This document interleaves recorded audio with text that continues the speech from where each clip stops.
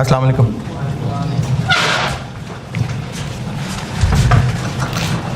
दुरूद शरीफ पढ़ लें।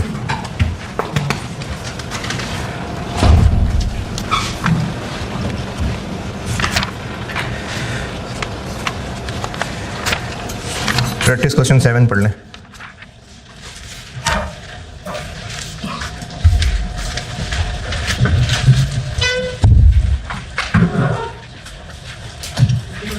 है क्या हुआ? वो IFS 2 वाला, वो मैं चाह रहा हूँ कि मगरिब की ब्रेक देने से पहले ना मैं ये कर लूँ, ताकि मैं मगरिब के बाद मॉडिफिकेशन स्टार्ट करूँ। IFRS 2 प्रैक्टिस क्वेश्चन 7 पढ़ लीजिए।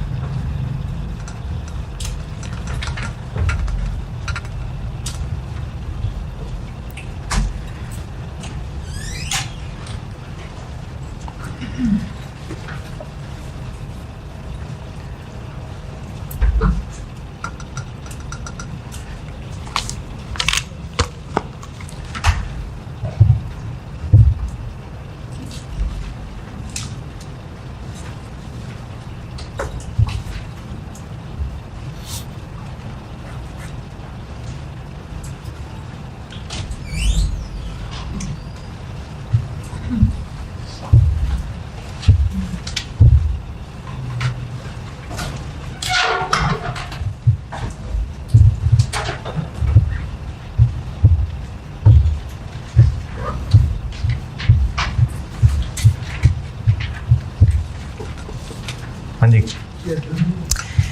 50 लोग हैं, हर एक को हज़ार शेयर ऑप्शन देनी है 3 साल के बाद। और इस पर्ची की फेयर वैल्यू नहीं पता लग सकती। The entity concludes that it cannot estimate reliably the fair value of the share options granted. तो फिर इंट्रिंसिक वैल्यू लगानी पड़ेगी। इंट्रिंसिक वैल्यू होती है जिस वक्त कैलकुलेट कर रहे हैं उस वक्त की शेयर की market price minus exercise price. कितनी एक्सरसाइज प्राइस? 60। तो 5 साल की एंट्रीज कर लेते हैं, 4 साल की, मैं 5 ही कर देता हूं वैसे।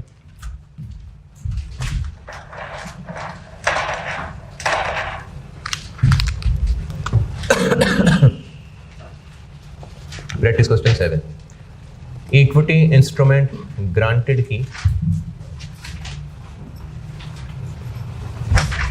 ईयर 1 के एंड की वर्किंग करते हैं। कितना चाहिए CD?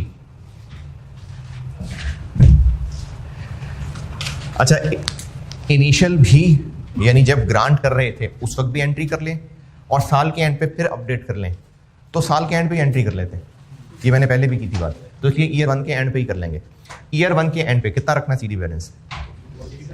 50 लोग हैं, हर एक की हो गई 1000। कितने छोड़ जाएंगे 3 साल में? या ये देखें कि पहले साल में कितने छोड़ गए हैं? 3 साल में टोटल कितने छोड़ जाएंगे? हमने जब भी कैलकुलेशन करनी है हमेशा हमारा अंदाजा होना है कि एंड पे कितने लोग कामयाब होंगे। तो हमारा बेस्ट अंदाजा ईयर 1 के एंड पे ये है कि 20% लोग छोड़ जाएंगे, यानी 80% रहेंगे। तो 80%। और रुपए कौन से लगाने हैं? ईयर एंड की इंट्रिंसिक वैल्यू। ईयर एंड की इंट्रिंसिक वैल्यू कितनी? 3 रुपए। 63 माइनस 60 तो 3 रुपए। और कितने साल हैं वेस्टिंग पीरियड? 3 साल, 1/3। कितना 40,000 और इतना ही एक्सपेंस भी बस 40,000। अच्छा ठीक है, इतना ही एक्सपेंस भी हो गया, ये ईयर 1 हो गया। एंट्री क्या बनी? एंट्री क्या बनी? Employee cost debit, equity instrument granted credit 40,000।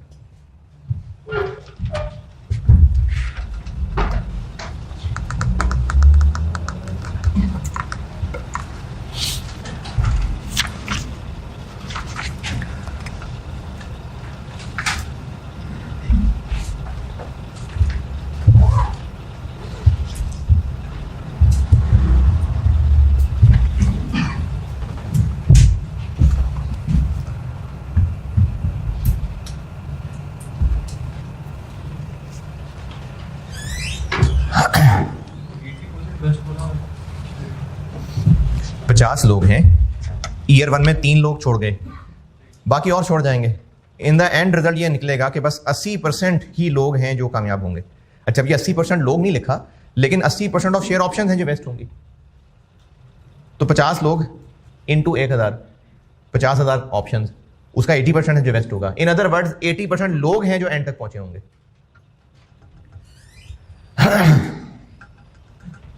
Year 1 done. Year 2 में एक तो ये हो गया बीडी 40,000। अच्छा, ईयर 2 मैं तो कर ही दूंगा, 1 मिनट की खामोशी, आप लोग सीडी निकालें, कम से कम कैलकुलेटर पे ही कर लें, अगर रजिस्टर पे गंदा हो जाएगा गलत हो गया तो।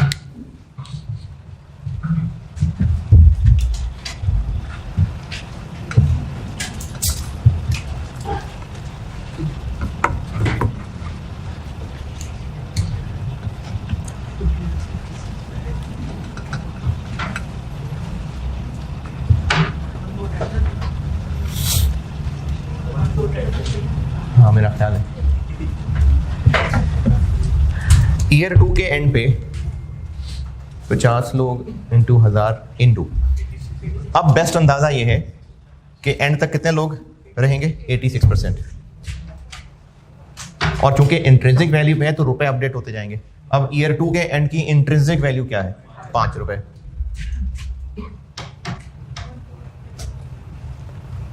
इंटू 2/3, 143,333, और इसको बैलेंस कर लें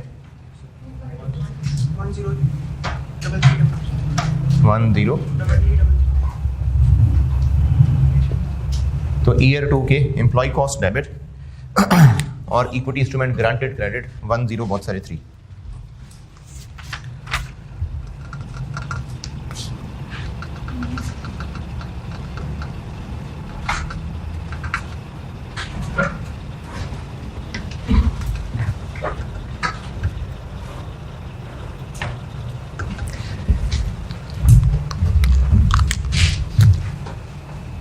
ईयर 3 बीडी हो गया 143,333। सीडी अल्टीमेटली कितने लोग कामयाब हुए? क्योंकि ईयर 3 एंड हो गया, आप तो पता ही है कितने? 43 और इंट्रिंसिक वैल्यू 15 इंटू 3/3, 645। तो मजीद एक्सपेंस बन गया 501,667।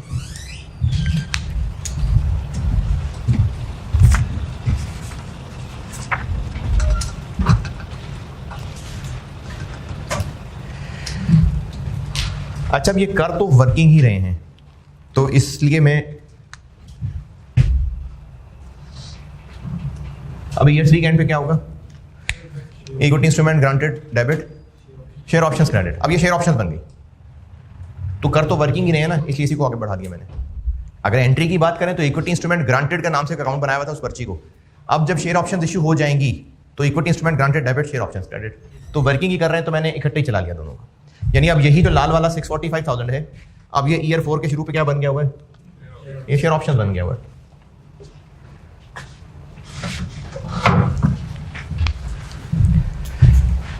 यही फिगर शेयर ऑप्शन बन गई ना, तो मैंने उसी को कंटिन्यू कर लिया। अब ईयर 4 में क्या हो रहा है?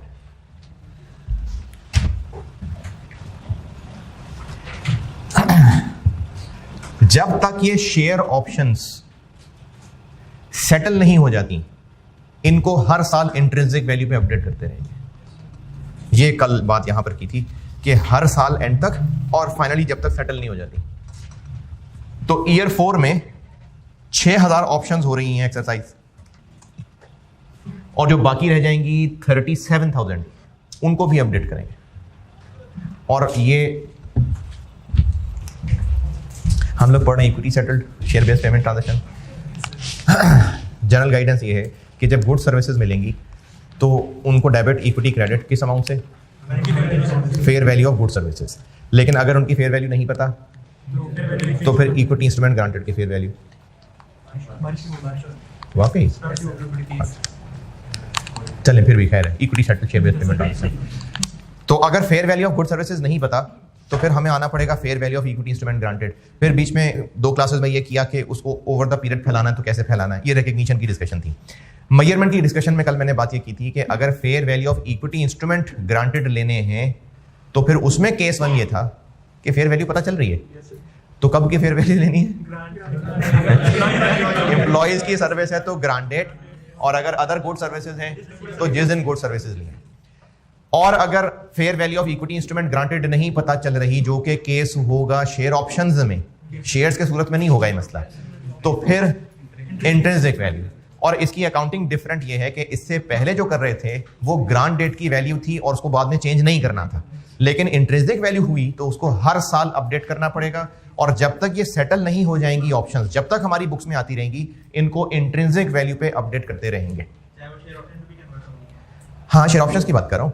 उससे पहले तो ये इक्विटी इंस्ट्रूमेंट ग्रांटेड थे, जब ये शेयर ऑप्शंस में कन्वर्ट हो गए, फिर भी जब तक इनको सेटल नहीं कर लेते, क्योंकि आईएएस ने कहा है सेटलमेंट तक, तो जब तक सेटल नहीं कर लेते, सेटल का तो मतलब ही है कि जब ये ऑप्शन एक्सरसाइज हो जाएंगे तब तक हर साल इनको अपडेट करते रहेंगे। तो ईयर 4 में 2 काम कर रहे हैं हम। ईयर 4 में कुछ ऑप्शन सेटल हो रही हैं, यानी शेयर इश्यू हो रहे हैं, और बाकी बच रही हैं, उनको अपडेट करना है। चूंकि सेटल यानी share option exercise year and पे ही हो रही हैं, तो इन दोनों की अमाउंट ईयर एंड वाली इंट्रिंसिक वैल्यू ही होगी। ये जो सेटलमेंट हो रही है, ये सवाल में लिखा हुआ है कि शेयर ऑप्शन सेटल हो रही हैं हर साल के एंड पे। अगर ना हो रही होती, साल के दरमियान में कहीं हो रही होती, तो फिर इंट्रिंसिक वैल्यू के लिए आपको उसका डाटा भी देना पड़ता। अभी चूंकि बाकियों के लिए तो ईयर एंड वाली इंट्रिंसिक चाहिए और इनके लिए सेटलमेंट डेट वाली, तो फिर आपको 2 इंट्रिंसिक वैल्यू देते। इसकी सेटलमेंट ईयर एंड पे होनी है, इसलिए एक ही वैल्यू से काम चला लेंगे। तो इनको भी उस वक्त की इंट्रिंसिक वैल्यू पे और इनको भी उस वक्त की इंट्रिंसिक वैल्यू पे। मैं आपको अभी कर तो नेट अमाउंट देता हूं, लेकिन उसको मैं तोड़ के भी दिखाऊंगा इनमें और इनमें अलग अलग। अभी मैं नेट कर रहा हूं। नेट से मेरी मुराद ये है कि सेटल कितनी हो रही हैं ऑप्शंस? 6000। सेटल होने से मुराद ये शेयर इशू हो रहे हैं, तो 6000 हो रही हैं, और उस वक्त इंट्रिंसिक वैल्यू कितनी, यानी चौथे साल के एंड पे 28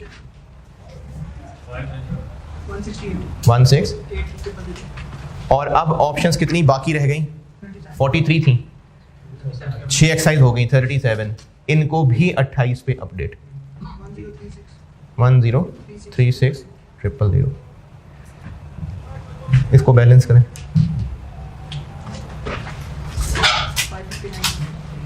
559,000 एम्प्लॉय कॉस्ट डेबिट और शेयर ऑप्शंस क्रेडिट।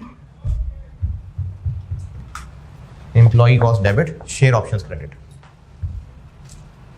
बल्कि ये करके दिखा देता हूं, बाकी तो चलो ज़बानी बता दी, ठीक है, ये मैं करके दिखा देता हूं। ईयर 4 एक तो employee cost debit, share options credit 559, और ये जो नहीं इक्विटी इंस्ट्रूमेंट अब पे लग गए। अब जो शेयर ऑप्शन एक्सरसाइज हो रही हैं, इनकी एंट्री क्या होगी? पहले डेबिट पूरा करते हैं। डेबिट क्या क्या होगा? शेयर ऑप्शन डेबिट हो जाएंगे कितने से? ये 168, और बस डेबिट पूरा हो गया। नहीं सर, शेयर कैपिटल 6000 है प्लस प्रीमियम और भाई कैश भी तो मिलना है ना। नहीं, वो तो कैपिटल और प्रीमियम तो क्रेडिट है ना, डेबिट की बात कर रहा हूँ। कैश भी तो डेबिट होना है। कितना कैश डेबिट होना है? 6000 ऑप्शंस एक्सरसाइज हो रही हैं और 60 रुपए एक्सरसाइज प्राइस है, तो 360,000 कैश मिलना है हमें। अब देखें कि शेयर कैपिटल कितना, 10 रुपए फेस वैल्यू है तो 60,000, 6,000 शेयर इशू हो रहे हैं तो 60,000 आ गया कैपिटल में, और बाकी सारा का सारा शेयर प्रीमियम है 468, ये ईयर 4। और मैं पहले इसको देखने, इसमें कुछ पूछना है तो पूछें, तो मैं आपको 559 तोड़ के भी दिखाता हूँ। 559 शेयर ऑप्शन क्रेडिट क्यों हुए सारी अमाउंट्स? तो और क्या करें, अभी वो सारे ऑप्शन अवेलेबल हैं जो ये सारे तो नहीं जो सेटल नहीं, जब मैंने इसको ईयर 4 बनाया ना तो मैंने वर्किंग एक ही चला ली है, अदरवाइज ईयर 3 के एंड पे ये सीडी नहीं था, ये एंट्री की थी मैंने, ये मैंने वर्किंग एक चला ली क्योंकि तो वर्किंग कर रहे हैं। अदरवाइज ये 645,000 ईयर 3 के एंड पे equity instrument granted debit, share options credit, क्योंकि अब तो उनको पर्ची की बजाय शेयर ऑप्शंस एक्टिवेट हो गई हैं उनकी।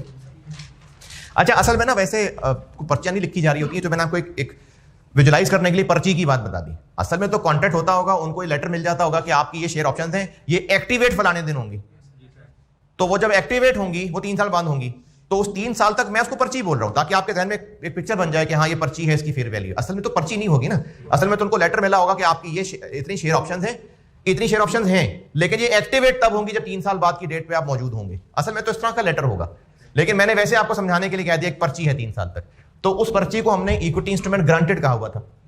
3 साल तक वो इक्विटी इंस्ट्रूमेंट ग्रांटेड ही चलता रहा, और 3 साल पूरे होने के बाद जब उनकी शेयर ऑप्शंस एक्टिवेट हो गई, तो इस लाल वाले 645 का क्या करेंगे, equity instrument granted share options credit. अब शेयर ऑप्शंस नामी अकाउंट चलना शुरू हो जाएगा, तो अब जब हर साल उसको अपडेट करेंगे तो ये यही अकाउंट है जो अपडेट हो रहा होगा।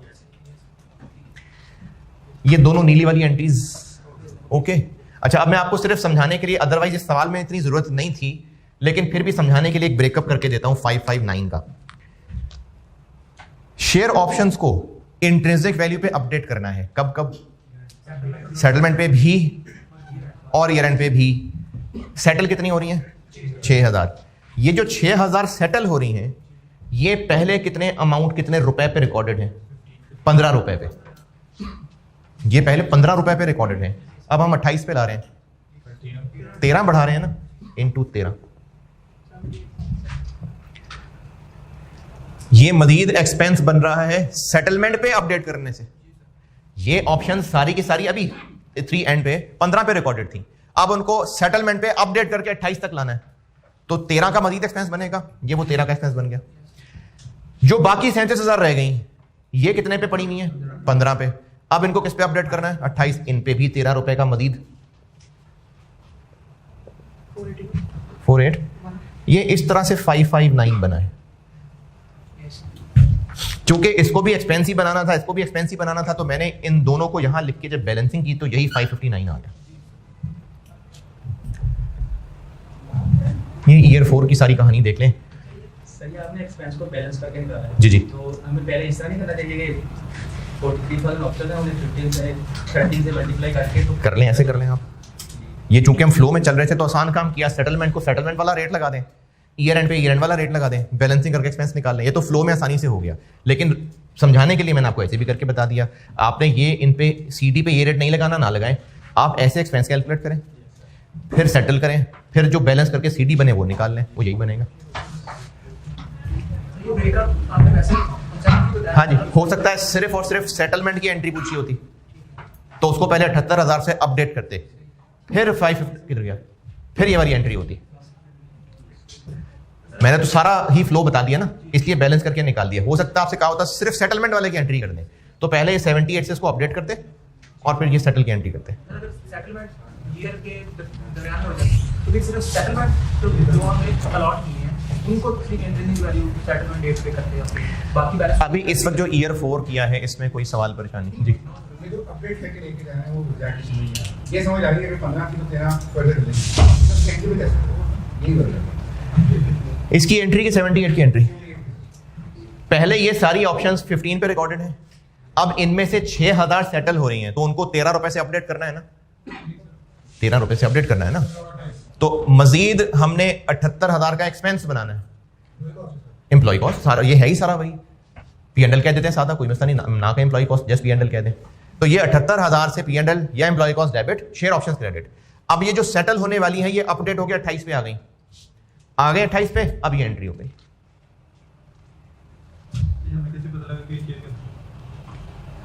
पहले जो 6000 ऑप्शन हैं वो 15 रुपए पे मौजूद हैं, उसको फिर अपडेट किया 78,000 से, और जब अपडेट हो गई अब वो 168 की बन गई, तो फिर वो सेटल होके इस तरह की एंट्री बन गई। हाँ जी 10 रुपए मेरा ख्याल है मैंने लिखी थी ये बात। हाँ मैंने लिखा। ये सारी जो क्वेश्चन है ना, ये आईएएस की ओरिजिनल एग्जांपल्स थी, मैंने उनको सवालों की शक्ल दी हुई है। यानी इस आईएएस में ये नहीं है, मतलब आईएएस में एंट्रीज नहीं की है, इलस्ट्रेटिव एग्जांपल में एंट्रीज नहीं है, सिर्फ ये कैलकुलेशन डिस्कस्ड है। मैंने उसको सवालों की शक्ल दे दी, तो 10 रुपए लिखा हुआ मैंने। हाँ जी आप क्या पूछना चाह रहे हैं? पूछना है कुछ? यही पूछना था बस। यही क्या? अच्छा 10 रुपए लिखिए। अब आप बोलिए क्या कह रहे थे? सर अगर सेटलमेंट हाँ ड्यूरिंग द ईयर वाली। अभी इस वक्त जो ईयर 4 में किया इसमें कोई सवाल? अगर इस सवाल में ये लिखा होता कि सेटलमेंट ईयर के दरमियान में कहीं हो रही थी, तो फिर उस दिन की भी वैल्यू बताई होती। फिर हम जैसे उस दिन की इंट्रिंसिक वैल्यू लेट से 22 रुपए होती, तो हम इसको 22 रुपए पे यहां लाते, इसको 28 पे करते, और बैलेंसिंग करने से दोनों का मिला जुला के ही एक्सपेंस आ जाता। अगर तोड़ना चाहते तो तोड़ भी सकते थे, इसको 15 से 22 पे लाने के लिए 7 और बाकियों को 13। जी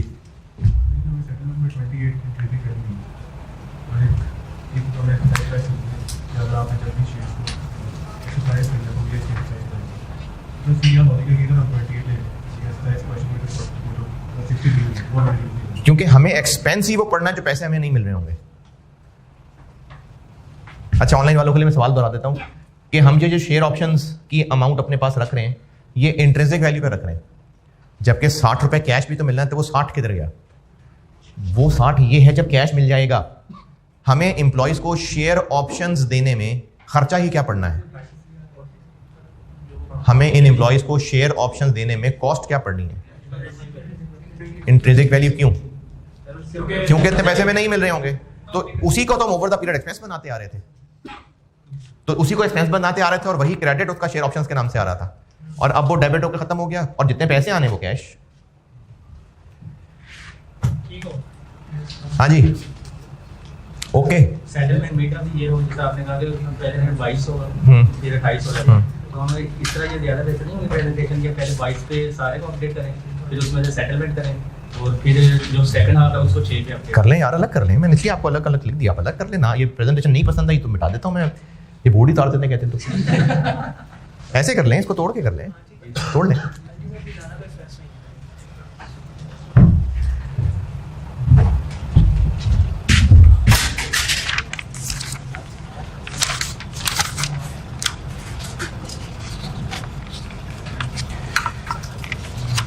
मैंने पीछे सोल्यूशन मैंने एंटी तोड़ के ही की हुई, ताकि तसल्ली जिसकी टोटल में है टोटल कर लें, तोड़ के करनी है टोटल करने, तो मैंने उसको तोड़ के ही की हुई।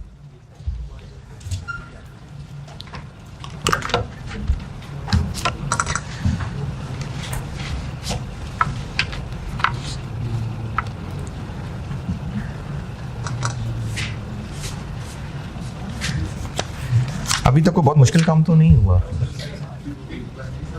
है, मिक्स हो रहा है, बस दोहराते रहें बार बार। ठीक है जी मगरिब पढ़ लें। अच्छा ईयर 5 भी कर दें आप,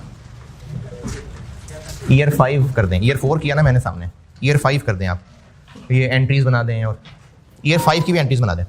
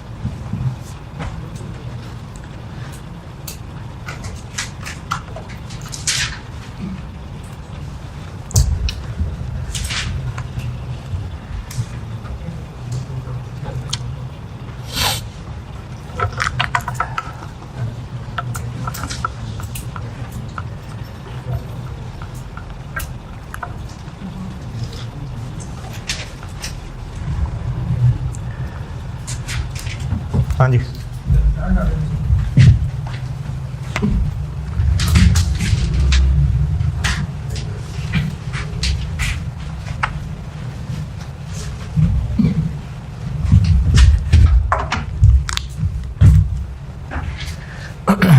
ईयर 5 BD 103600 सेटल कितनी हो रही है 8,000 और उस वक्त इंट्रिंसिक वैल्यू कितनी है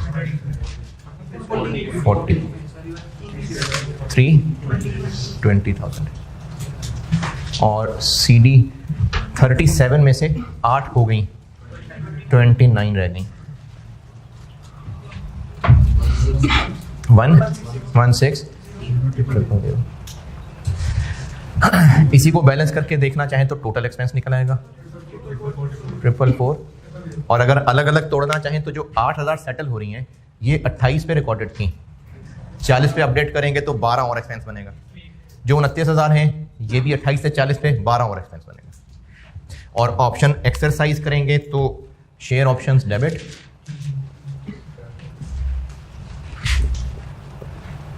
कैश डेबिट 8,000 इंटू 60 क्योंकि कैश तो हमेशा 60 ही मिलेगा जब भी एक्सरसाइज होगी 480,000 शेयर कैपिटल 8,000 शेयर्स इशू हो रहे हैं 80,000 और शेयर प्रीमियम हो जाएगा बाकी 720 ये ईयर 5 है इसी तरह आगे जितने ईयर्स करना चाहें आपकी मर्जी ये हो गया जी equity settled share based payment transaction अब आते हैं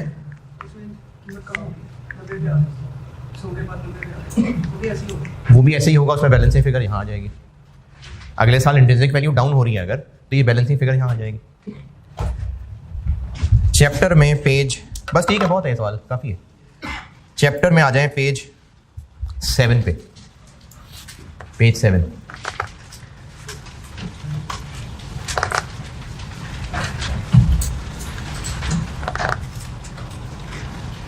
पॉइंट नंबर 3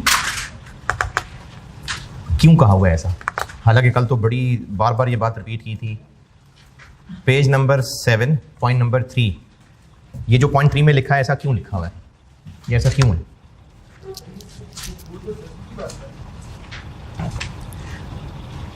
अच्छा चलिए कल जो पॉइंट बार बार डिस्कस हुआ था वो दोबारा page number 6 last paragraph page 6 last paragraph ये क्या बात थी कि अगर वो ऑप्शन एक्सरसाइज कल को नहीं करते तो एक्सपेंस रिवर्स थोड़ी कर देंगे हम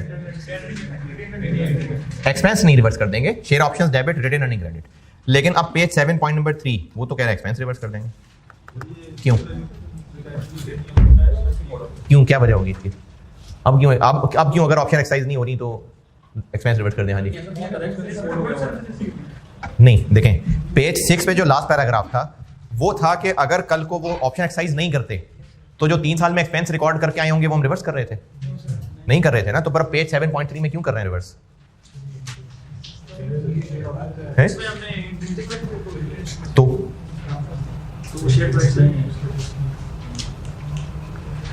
पेज 6 लास्ट पैराग्राफ में जो था वो पेज 7.3 में क्यों नहीं है हाँ फिर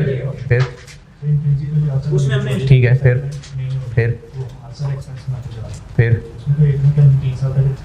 ठीक है अच्छा ये तो हो गया कि एक्सपेंस बनाते जा रहे हैं मैं पूछूं रिवर्स क्यों कर रहे हैं अगर कल को ऑप्शन एक्सरसाइज नहीं होती तो हाँ अभी 4-5 साल में भी एक्सपेंस बनता जा रहा है मेरा सवाल यह है कि रिवर्स करने क्यों कहा है पेज 7 पॉइंट तो फिर एक्स्ट्रा वाला एक्सपेंस रिवर्स कर दें सारा क्यों रिवर्स कर दें सारा कुछ रिवर्स हो जाएगा जी है नहीं वो तो ठीक है IFRS 2 कह रहा है अदब तो यही है कि कह रहा है तो सही कह रहा होगा लेकिन क्या वजह होगी हाँ तो वो तो पेज 6 लास्ट पैराग्राफ में भी नहीं देने थे अच्छा तो यहाँ पर कौन डिसीजन लेगा नहीं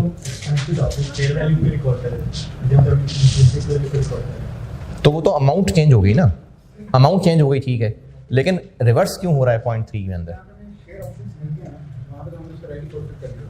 नहीं वहाँ पर सर हमने जो एक्सपेंस के लिए जो संरचना वो है पहले ये इस्तेमाल कर ली तो यहाँ भी कर लिए परेशान नहीं की, क्यों नहीं की? 3 साल सर्विस दिया उन्होंने, तो हमने उनको शेयर ऑप्शन दिया ना।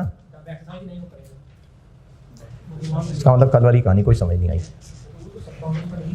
हाँ जी, सर इसमें वो बाकी तो हम इशू नहीं है। कल वाली बात दोबारा। कल मैं 2 पॉइंट में फ़र्क बता रहा था। एक था टेबल के अंदर राइट कॉलम में पेज नंबर 6 आखिरी बुलेट पॉइंट, उसका मतलब ये था कि 3 साल पूरे हुए और शर्तें पूरी ही नहीं हो पाई तो वो पर्ची ही ज़ाया हो गई, उनको शेयर ऑप्शंस ही नहीं मिली, और ये कैलकुलेशंस अपडेट करते करते करते यहाँ 0 आ गया। तो ये जो चौथा आखिरी बुलेट पॉइंट का ये मतलब था कि एंड पे 0 हो गया, सारा कुछ रिवर्स हो गया। लेकिन जो उस पेज का आखिरी पैराग्राफ था वो ये था कि 3 साल उन्होंने पूरे कर लिए, equity instrument granted debit, share options credit हो गई। अब वो शेयर ऑप्शंस एक्सरसाइज करने नहीं आए एम्प्लॉई, तो जो 3 साल एक्सपेंस बनाया था वो रिवर्स कर दें। ये कल हुई थी बात।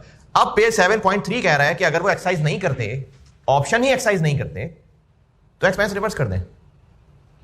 परफॉर्मेंस में परफॉर्मेंस कैसे मैच नहीं हुई? पॉइंट में ये कहना है कि अगर परफॉर्मेंस ही मैच नहीं, ये नहीं कहा।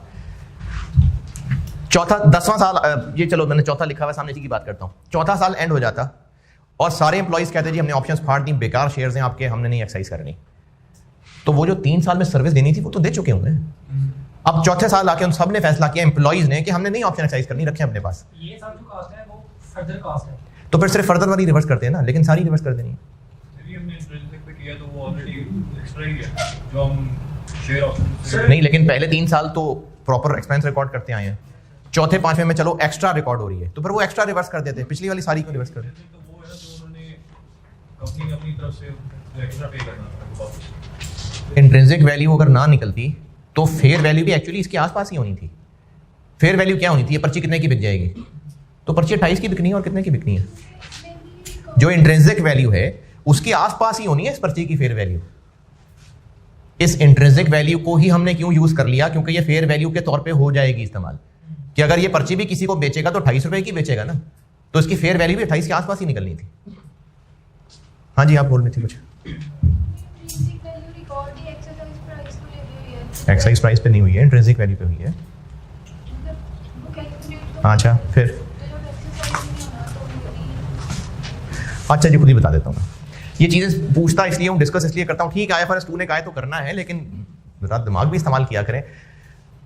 पेज 6 पे जो सारी अकाउंटिंग हो रही थी, किन रुपए को इस्तेमाल करके हो रही थी? ग्रांट डेट वाली फेयर वैल्यू।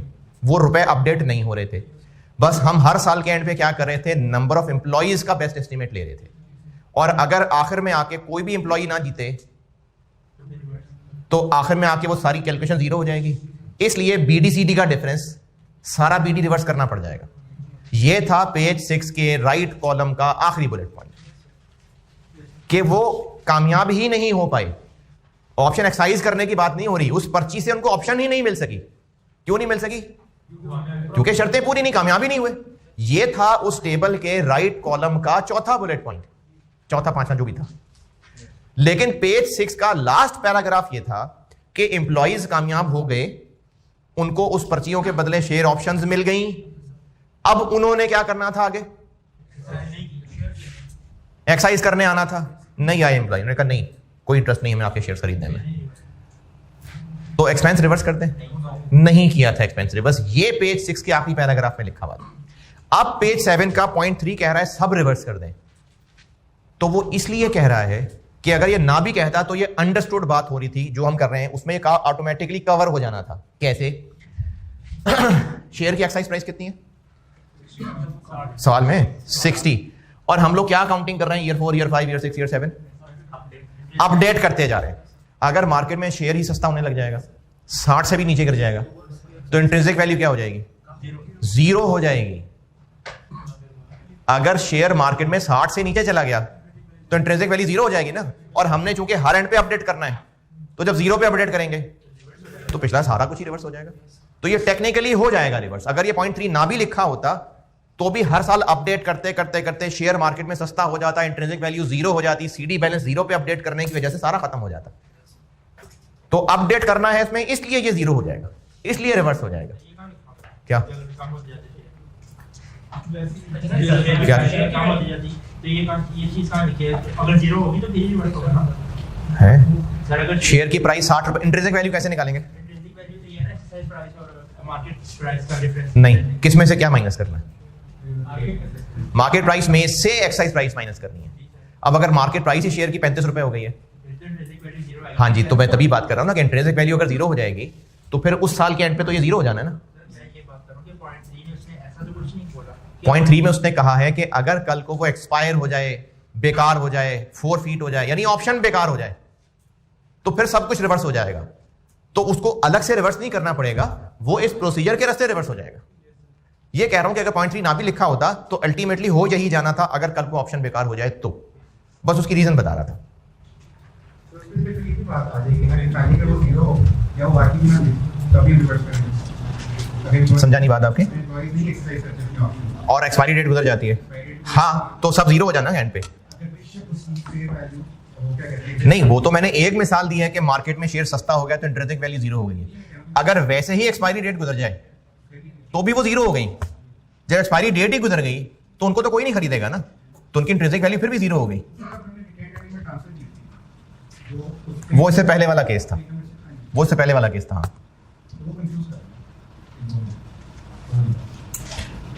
केस 1 के अंदर हम लोग इक्विटी इंस्ट्रूमेंट ग्रांटेड या share options her year and पे वैल्यू अपडेट कर रहे हैं।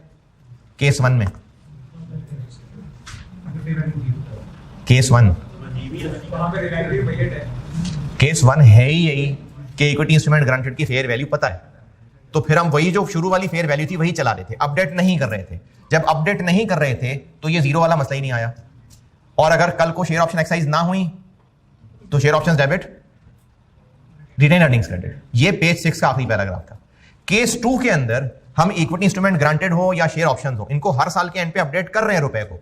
अब वो अपडेट करते करते करते हो सकता है जीरो तक पहुंच जाए, तो उस तरह फिर ये इफेक्टिवली सब रिवर्स हो जाएगा। ये दोनों केसेस में फर्क आ रहा है।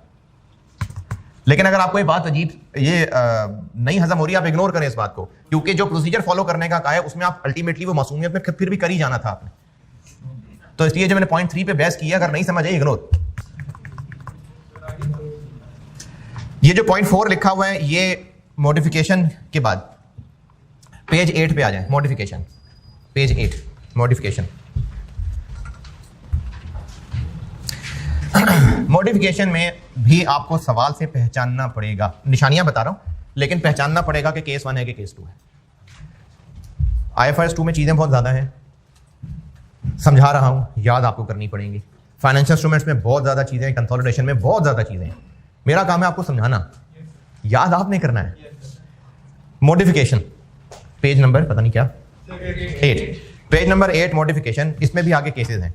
अच्छा, मॉडिफिकेशन से मुराद ये है कि एम्प्लॉइज को पहले ये कहा हुआ था कि आप 4 साल तक मेहनत करें, फलाना फलाना टारगेट अचीव कर दें, तो आप सबको 2-2 हज़ार शेयर्स मिल जाएंगे या शेयर ऑप्शंस मिल जाएंगे। इस बात को 1.5-2 साल गुजरे और मैनेजमेंट को लगा कि ये तो हम उनको जो ऑफर कर आए थे ये इतनी अट्रैक्टिव अब रह नहीं गई। अब वो लोग डाउन हो गए, मोटिवेटेड नहीं रह गए। क्यों अट्रैक्टिव नहीं रह गई? क्योंकि मार्केट में प्राइसेस ही डाउन हो गई। जब लोगों को ये ऑफर की थी कि आपको 2-2 हज़ार शेयर्स मिलेंगे, तब शेयर 75 रुपए का मार्केट में था, अब 75 पैसे का हो गया। तो अब लोगों को फर्क नहीं पड़ रहा 2000 शेयर लेके वो क्या कर लेंगे, तो अब लोग मोटिवेटेड नहीं रह गए। तो हो सकता है कंपनी उस ऑफर में चेंज कर दे, उनके शेयर्स बढ़ा दे, या इसी तरह से अगर उनको टारगेट दी थी कि सेल्स 4 गुना होनी चाहिए और मार्केट के हालात डाउन हैं, तो कंपनी को लग रहा है कि ये तो ना करने वाली बात है, तो हो सकता है वो कहे यार 4 गुना रहने दो, बस डबल कर लो सेल्स। ये भी मॉडिफिकेशन है। अभी मैंने 2 मिसालें दे दी। एक मिसाल मैंने बताई है पहली कि नंबर ऑफ शेयर्स बढ़ा दिए, ये भी मॉडिफिकेशन है, या टारगेट कम कर दिया, ये भी मॉडिफिकेशन है। एक और मिसाल, शेयर ऑप्शंस, ये इसी की बात कर लेता हूं। शेयर ऑप्शंस देने का वादा किया था 60 रुपए एक्सरसाइज प्राइस पे, अब वो मार्केट में शेयर ही सस्ता हो गया हुआ है, तो लोगों को इसमें इंटरेस्ट ही नहीं रह गया कि इतनी मेहनत करके वो ऑप्शंस लें। तो उनको कंपनसेट करने के लिए कंपनी कहे कि एक्सरसाइज प्राइस कम कर देते हैं। ये सारी मॉडिफिकेशन की मिसालें हैं, और इनको उलट भी कर सकते हैं। मार्केट में हालात अच्छे होने शुरू हो गए, तो अब वो जो एम्प्लॉई हैं वो तो करोड़पति बन जाएंगे। तो इसलिए कंपनी कहे कि नहीं भाई गलती होगी, सॉरी, आपको हम 2-2 हज़ार नहीं 200 रुपये 200 शेयर देंगे बस। या एक्सरसाइज प्राइस पहले उनको 60 रुपये ऑफर की थी, तो अब उनको 150 कर देते हैं, या पहले टारगेट ये दिया था कि आप सेल्स डबल कर दें, तो अब पता चल रहा है कि तो बड़े आराम से डबल हो गई, नहीं 5 गुना कर दो भाई सेल। तो इस तरह से अगर टर्म्स में चेंज कर दी जाए तो उसको मॉडिफिकेशन कहते हैं। तो कर देंगे यार, उसमें क्या है, कॉन्ट्रैक्ट चेंज कर देंगे तो क्या, तो मसला क्या है इसमें? एम्प्लॉई नौकर कितने नखरा की, वो एम्प्लॉई करेगा एग्री, क्यों नहीं एग्री करेगा, कर जाएगा एग्री है। हाँ, तो जो आप लोग आर्टिकल्स कर रहे हैं, तो आपकी फर्म में कोई पॉलिसी नई चेंज होगी तो आपकी फर्म का पार्टनर आपसे पहले मीटिंग करेंगे, आपसे डिस्कस करेंगे, नहीं तो इसलिए एम्प्लॉय कर जाएगा, एम्प्लॉय सब एग्री कर जाएगा। कौन कैश बेस पे चला जाएगा? कैसे कैश बेस? इक्विटी ले रहा हूं, इसके लिए वो कह रहा हूं मुझे कैश चाहिए, तो चॉइस कहाँ से आ गई इसमें? अरे इक्विटी सेटल है ना, कैश सेटल में चला जाएगा। नहीं, ऐसे खुद ही थोड़ी चला जाएगा, उसके बाद चॉइस तो होगी ना, ऐसी तो नहीं। कहाँ से चॉइस आ गई? कंपनी ने उनको कहा ही इक्विटी सेटल्ड है और कह रहे हैं कंपनी हम करने लगे, एक्साइज प्राइस बढ़ाने लगे, जो कर लो जो करना है। चॉइस कहाँ से आ गई उसके पास? एम्प्लॉय के पास चॉइस कहाँ से आ गई कैश की है? चॉइस तो होती होगी यार, अभी आपके आर्टिकल चल रहे हैं कि अभी आर्टिकल चल रहे हैं? अच्छा, होता है, बहुत कुछ होता है अभी होता है, सब कंटेंट बदल जाते हैं, बदल गया आर्टिकल, वो बदल गया, कंटेंट बदल गया, ये मॉडिफिकेशन है। अब इस मॉडिफिकेशन का करना क्या है, डिपेंड करता है कि इस मॉडिफिकेशन से एम्प्लॉय खुश होगा या दुख में चला जाएगा। तो केस 1 ये है कि एम्प्लॉय खुश हो जाएगा और केस 2 ये है कि एम्प्लॉय दुखी हो जाएगा। एम्प्लॉय खुश हो जाएगा, मिसालें हैं, एक्साइज प्राइस कम कर दें, शेयर्स बढ़ा दें, परफॉर्मेंस टारगेट कम कर दें, वेस्टिंग पीरियड कम कर दें, ये केस 1 है। और इसी को उलट कर लें तो ये केस 2 है। पहले केस 1 बताता हूं। केस 1 ये है कि एम्प्लॉइज की फेवर होने लगी है, यानी वो चेंजेस की जाएं जो बेनिफिशियल हैं फॉर एम्प्लॉइज। अच्छा, ये मिसालों में बार बार एम्प्लॉइज का लफ्ज बोला जा रहा है, जरूरी नहीं कि सिर्फ एम्प्लॉइज के ऊपर IFRS 2 लग रहा है, ज्यादातर सवालों में एम्प्लॉइज पे लगता है, अदरवाइज ये कोई और सर्विसेज के अगेंस्ट भी हो सकता है। कोई लॉयर के साथ हमने जो सर्विसेज एग्री की हैं उनको शेयर बेस्ड पेमेंट्स करते हैं, उन पे भी लग सकती है बात, लेकिन ज्यादा सवाल में चूंकि एम्प्लॉइज होते हैं ना, तो मैं समझाने में भी एम्प्लॉइज बोल रहा होता हूं। तो केस 1 ये है कि जो मॉडिफिकेशन की है वो एम्प्लॉइज के लिए बेनिफिशियल है, और उसकी मिसालें आपको बता दी। शेयर्स की तादाद बढ़ा दें, एक्साइज प्राइस कम कर दें, परफॉर्मेंस टारगेट्स डाउन कर दें, है जी, वेस्टिंग पीरियड कम कर दें। अगर केस 1 हो गया तो जब हमने मॉडिफिकेशन की है और उसके नतीजे में एम्प्लॉय खुश है, मतलब हम रोएंगे फिर, यानी हमें और कॉस्ट पड़ेगी। तो अब जब हमें और कॉस्ट पड़ेगी तो फिर हमारा एक्सपेंस बढ़ने लगा। तो अब से ऑनवर्ड एक्सपेंस और साथ जो क्रेडिट हुआ करता था उसके साथ क्या सलूक करना है ये बताता हूं।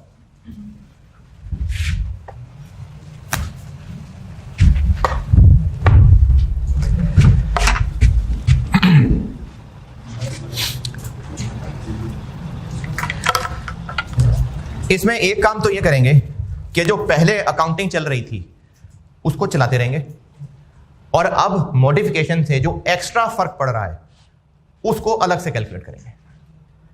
इसकी मिसाल ऐसे समझाता हूं कि एक प्लांट है, उस प्लांट के अंदर कुछ अपग्रेडेशन की, कुछ उसमें पार्ट्स नए डाले, उनसे उस प्लांट की लाइफ पे फर्क नहीं पड़ा, लेकिन प्रोडक्शन कैपेसिटी बढ़ गई।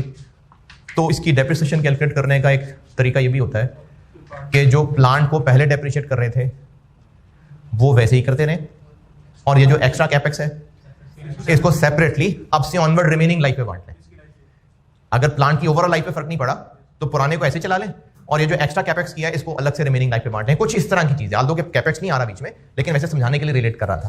तो अब मॉडिफिकेशन को ऐसे हैंडल करेंगे कि जो पहले कर रहे थे वो वैसे ही करते रहेंगे, और इस मॉडिफिकेशन की वजह से अब जो हमें और खर्चा पड़ेगा। अच्छा, और खर्चा क्यों पड़ेगा? क्योंकि जब एम्प्लॉय का फायदा होने जा रहा है तो हमारा नुकसान होने जा रहा है। तो अब ये जो हमें एक्स्ट्रा खर्चा पड़ने लगा है, अच्छा एक्स्ट्रा खर्चा पड़ने का मतलब ये नहीं कि हमारी जेब से पैसे जा रहे होंगे। हमने पहले अगर मुफ्त में 3000 शेयर देने थे और अब 3500 शेयर देने, तो ये जो 500 मुफ्त के शेयर देने ये हमारा खर्चा एक तरह से। तो जो अब इस मॉडिफिकेशन से एक्स्ट्रा होने लगा है उसको रिमेनिंग पे बांटेंगे। ओरिजिनल को वैसे ही चलाते रहेंगे, लेकिन अब जो एक्स्ट्रा होने लगा है उसको रिमेनिंग पे बांटेंगे। अच्छा, अब एक्स्ट्रा कैसे निकालें? मिसाल के तौर पे ओरिजिनली हमने उनको जितने शेयर्स या शेयर ऑप्शंस की पर्ची दी हुई थी, तो अकाउंटिंग के लिए रुपए कौन से इस्तेमाल कर रहे थे? वो ग्रांट डेट वाले एम्प्लॉइज है ना, ग्रांट डेट वाले। उस दिन उस पर्ची की फेयर वैल्यू लेट से 25 रुपए थी। अब हमने मॉडिफिकेशन की है, और मॉडिफिकेशन वो की जो एम्प्लॉइज को खुश कर दे, तो पर्ची की फेयर वैल्यू ज्यादा हो जाएगी, कम हो जाएगी? हमने अब ऐसी चेंजेस की हैं जिससे एम्प्लॉय खुश होगा, तो उस पर्ची की फेयर वैल्यू बढ़ जाएगी ना। हमने उसकी पर्ची को और कीमती बना दिया तो बढ़ जाएगी वो फेयर। अच्छा, ये कब की है वैल्यू? ये ग्रांट डेट की। ग्रांट डेट थी लेट से 1 जनवरी 19। 1 जनवरी 21 में आके मॉडिफिकेशन कर दी, और अब इस पर्ची की फेयर वैल्यू 33 रुपए हो गई है। ग्रांट डेट ओरिजिनली 25 थी, अब मॉडिफिकेशन 1 जनवरी 2 साल बाद इस पर्ची की फेयर वैल्यू 33 रुपए हो गई है। और वेस्टिंग पीरियड में भी है साल 2 साल बाकी, अभी साल 2 साल बाकी हैं। तो पहली बात मैंने क्या की थी कि जो ओरिजिनल चला रहे थे वो वैसे ही चलाते रहेंगे, और अब मॉडिफिकेशन की वजह से जो एक्स्ट्रा पड़ने लगा है उसको रिमेनिंग लाइफ पे बांटेंगे। तो हमें कितना एक्स्ट्रा पड़ने लगा है? नहीं, ये जो 8 रुपए लग रहा है ना एक्स्ट्रा, वो मॉडिफिकेशन की वजह से नहीं है सिर्फ। फिर क्या है सर? वो टाइम की वजह से भी है भाई। ये 25 रुपए नहीं, इन्फ्लेशन नहीं। अगर शेयर्स की पर्ची थी, अगर शेयर्स की पर्ची थी तो उस पर्ची की फेयर वैल्यू क्या थी? जो शेयर की फेयर वैल्यू थी। तो आज शेयर की वैल्यू भी तो चेंज हुई होगी, तो पर्ची की वैल्यू बदली है। तो ये 33 रुपए जो पर्ची की वैल्यू बनी है, ये सिर्फ मॉडिफिकेशन की वजह से बनी है? नहीं, ये 25 रुपए कब की वैल्यू थी? ग्रांट डेट की। देखें, या तो शेयर्स फौरन दिए होंगे, या शेयर ऑप्शंस फौरन दिए होंगे, या फिर कुछ कंडीशंस लगाई होंगी। और IFRS 2 का सवाल ही तब काम का बनेगा जब कुछ कंडीशंस लगी होंगी। तो फिर कंडीशंस लगाई होंगी, इसका मतलब अभी शेयर या शेयर ऑप्शंस नहीं दी होंगी। अभी क्या दिया होगा? फिर पर्ची। तो अभी हम पर्ची की फेयर वैल्यू लेके चल रहे हैं। तो जब ग्रांट डेट थी उस वक्त पर्ची की फेयर वैल्यू 25 रुपए थी। अब 2 साल गुजरने के बाद एक तो वैसे भी पर्ची की अब अगर फेयर वैल्यू निकाली जाए तो 25 से चेंज हो सकती है। क्यों? क्योंकि शेयर की मार्केट वैल्यू पे तो चेंज हो रही है ना। तो ये जो 33 रुपए अब चेंज हुई है, क्या उस पर्ची की वैल्यू सारी की सारी जो 8 रुपए है वो मॉडिफिकेशन की वजह से चेंज हुई है? नहीं। हमें एक्स्ट्रा एक्सपेंस क्या कैलकुलेट करना चाहिए? मॉडिफिकेशन की वजह से। नहीं समझ आ रही? हाँ जी, आसान सी बात है, अभी टाइम जाया कर रहा हूं, है ना? अदर फैक्टर्स भी होंगे ना मॉडिफिकेशन में, आप उनको एलिमिनेट करना चाह रहे हैं। सिर्फ वो डिसीजन जो है जिसकी वजह से मॉडिफिकेशन आई है, सिर्फ उसका एलिमेंट लेना चाह रहे हैं, उसको एक्सपेंस आउट। हाँ, तो वो 8 रुपए हुई फिर? नहीं। तो कैसे निकाले मॉडिफिकेशन की वजह से कितनी है? हम इस 25 रुपए को इग्नोर करके हम देखेंगे कि 1 जनवरी 21 को मॉडिफिकेशन से जस्ट पहले इस पर्ची की फेयर वैल्यू क्या होती। तो 1 जनवरी को इस पर्ची की फेयर वैल्यू अगर 29 रुपए होती तो 4 रुपए मॉडिफिकेशन की वजह से बढ़ी है। ये 4 रुपए को मजीद एक्सपेंस बनाएंगे, 8 रुपए को नहीं, 4 रुपए को, क्योंकि हम मॉडिफिकेशन का एक्स्ट्रा एक्सपेंस कह रहे हैं। तो हम मॉडिफिकेशन का एक्सपेंस उसको बनाएंगे जो मॉडिफिकेशन की वजह से पर्ची की वैल्यू बढ़ी है। तो उसके लिए आपको वो फेयर वैल्यू निकालनी पड़ेगी। अच्छा, से पहले हम 29 को यूज कर रहे थे, अगर मॉडिफिकेशन ना होती तो 29 का कोई काम था नहीं, 24-25 को हम डील कर रहे थे। लेकिन मॉडिफिकेशन की वजह से और मॉडिफिकेशन का इफेक्ट देखने के लिए इस 29 को कैलकुलेट करना पड़ेगा, और अब इस 4 रुपए को हम रिमेनिंग लाइफ पे एक्सपेंस बनाएंगे। ओके,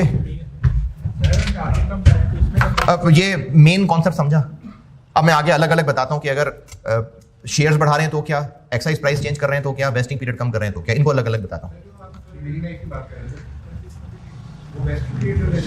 जी जी, पेज 8 पे हूं मैं। एक तो ऊपर वाला पैराग्राफ सारा पढ़ लें, केस 1 की हेडिंग एग्जांपल्स पढ़ लें, एप्लीकेशन पॉइंट 1 पढ़ लें। पेज 8 शुरू से लेके ये एप्लीकेशन और मॉडिफिकेशन पॉइंट 1 तक पढ़ लें।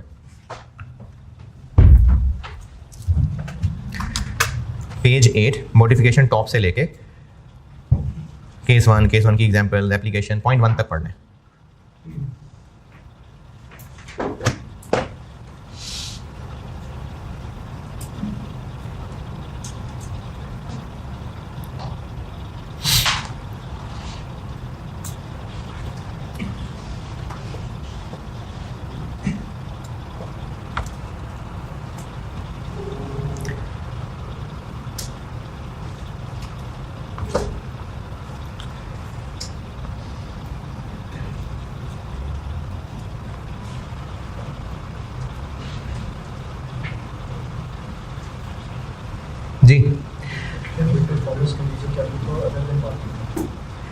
जी, मार्केट कंडीशन में बाद में तब्दीली कर देना जो है ना, वो इस मॉडिफिकेशन में नहीं आएगा।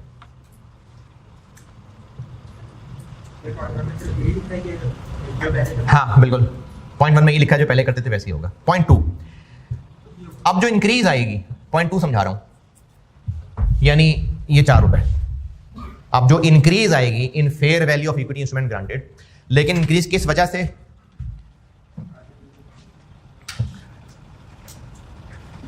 ये जो मॉडिफिकेशन की वजह से इंक्रीज आएगी, इसको अब हमने फैलाना है। कैसे? नीचे देखें 2 कॉलम बना दिए। अगर तो मॉडिफिकेशन में लिखा है कि आपको मजीद टाइम लगाना पड़ेगा, तो जितना टोटल टाइम रह गया, और अगर टाइम पीरियड के बारे में कोई चेंज नहीं की और पुराना टाइम भी अभी चल रहा था, मैं दोबारा बताता हूं। अब हमने इस 4 रुपए को एक्सपेंस बनाना है। अगर ओरिजिनल वेस्टिंग पीरियड 5 साल था, 2 साल गुजर गए, तो इस 4 रुपए को 3 साल पे एक्सपेंस बना लेंगे। ओरिजिनल 5 साल थे, 2 साल गुजर गए और मॉडिफिकेशन में टाइम पीरियड चेंज नहीं किया, तो इस 4 रुपए को 3 साल पे फैलाएंगे। अगर ओरिजिनल 5 साल थे, मॉडिफिकेशन हुई और मॉडिफिकेशन में प्राइस तो जो कम हुई सो ही, साल भी एक कम हो गया। 5 साल ओरिजिनल थे, 2 साल गुजरने के बाद मॉडिफिकेशन हुई और 4 रुपए को साल भी एक कम कर दिया गया मॉडिफिकेशन में, तो वो जो ऊपर वाला 25 है वो 5 पे चलता रहेगा और ये जो 4 रुपए है ये रिमेनिंग 2 पे होगा। अच्छा, 5 साल ओरिजिनल थे, 5 गुजर गए हुए थे, आखिर में आके बस आखिरी लम्हों में मॉडिफिकेशन कर दी, कोई टाइम पीरियड मजीद नहीं बढ़ाया, तो फौरन के फौरन एक्सपेंस बन जाएगा। ये पॉइंट 2 सारा पढ़ लें कि अगर वेस्टिंग पीरियड के दरमियान में ही मॉडिफिकेशन हो गई तो रिमेनिंग पे बांट देंगे।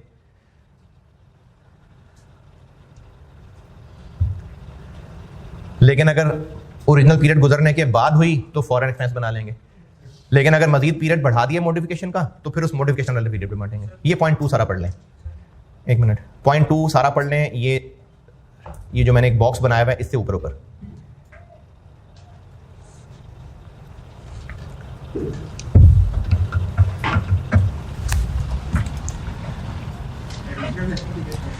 है जी। अगर उसने कहा जी ओरिजिनल तो 5 साल थे, हम आपकी एक्सरसाइज प्राइस कम तो कर रहे हैं, लेकिन आपको 5 नहीं, आपको 6 साल मेहनत करनी है, तो 1 साल और बढ़ा दिया।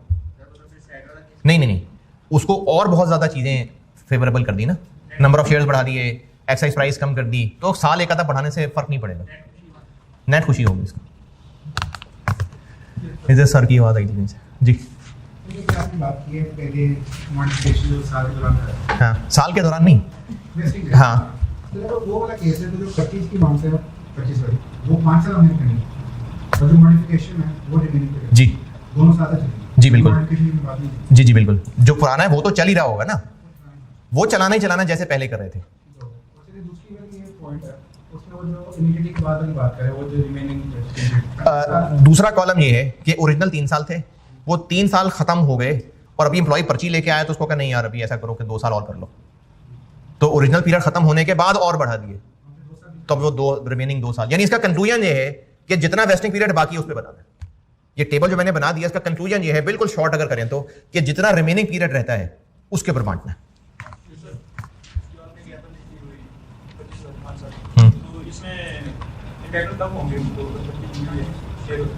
क्या दोबारा शेयर ऑप्शन को कब मिलेगी? 5 साल बाद, प्लान चेंज होने 4 साल करती है, तो 4 साल बाद मिल जाएंगे। तो उसके बाद हमें भी 5 साल पैसे गिराएंगे। हाँ, ओरिजिनल वाला वैसे ही चल रहा होगा। अगर वो क्या है, 3 बार एक्सरसाइज डेट है और एक्सरसाइज करने आ रहे हैं, हाँ, तो एक्सपेंस बनाते रहेंगे ना। अच्छा, आप कह रहे हैं कि ओरिजिनल 5 साल था और कम करके उसको 4 कर दिया, तो अब वो 4 के बाद 6 माह बाद 4.5 साल बाद वो एक्सरसाइज करने आ रहे हैं। अच्छा, पहले ना मैं इस पर सोचता हूँ, पहले बाकी जो कैलकुलेशन वाला मसला है ना, पहले उसकी प्रैक्टिस करा दूँ, फिर साथ साथ मैं इस बात का जवाब भी सोचता हूँ। है जी, पहले पैराग्राफ की लास्ट लाइन किधर? पहला paragraph, this guidance is technically not necessary, रहने दें, अभी रहने दें। उसमें तो साथ साथ अवेलेबल के रहने कहते बता ही देता हूँ। हम इसमें 25 को चला रहे थे, अब एक्स्ट्रा 4 का कुछ करना है, तो अगर इंट्रिंसिक वैल्यू पे ऑलरेडी रिकॉर्डिंग हो रही थी, वो तो वैसे ही अपडेट हुए जा रही है, उसको अलग से मॉडिफिकेशन करने की जरूरत ही नहीं पड़ रही, तो इसके लिए ये गाइडेंस नहीं होगी। अब इस टेबल को जो समझाता हूँ, ये जो मैंने 4 रुपए कैलकुलेट करना इस टेबल में सिखाया हुआ है, एक सवाल के साथ सिखाता हूं उसको। प्रैक्टिस क्वेश्चन पढ़ लें 8।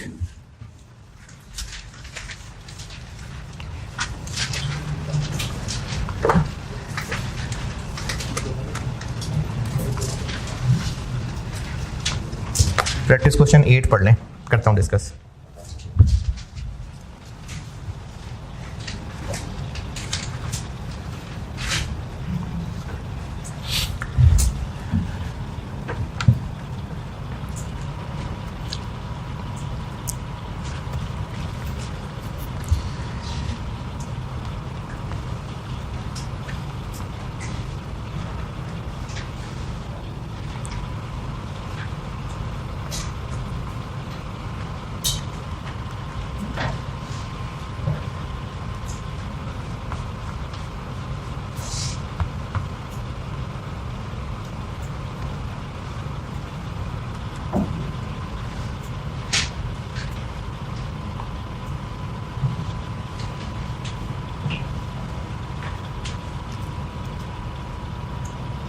अच्छा, ये अभी जो मैंने ना वो पीरियड वाली बात की उसको इग्नोर करें, वो मुझे लगता है मैं पीरियड वाली बात में गड़बड़ कर गया। पीरियड वाली बात रहने दें अभी, पहले बाकी ना जो नंबर ऑफ शेयर्स बढ़ाना है और एक्साइज प्राइस चेंज करना है, पहले उसको कराता हूँ। पीरियड वाली बात मुझे लगा मैं गड़बड़ बोल गया। प्रैक्टिस क्वेश्चन 8 पढ़ ले, मैं करता हूँ डिस्कस।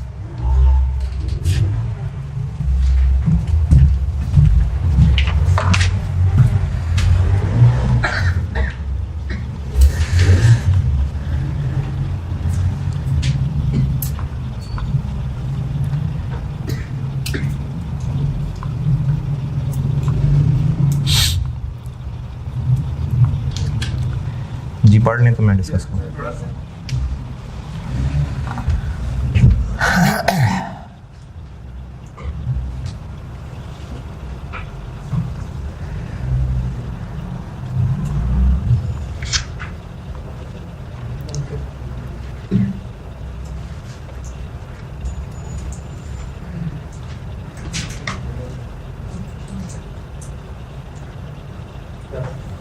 हाँ जी, अच्छा अब इसमें ना 500 लोग हैं और उन 500 लोगों को वादा किया था कि 100 शेयर ऑप्शंस देंगे और उस वक्त यानी ग्रांट डेट पे पर्ची की फेयर वैल्यू थी 15 रुपए और वेस्टिंग पीरियड कितना था?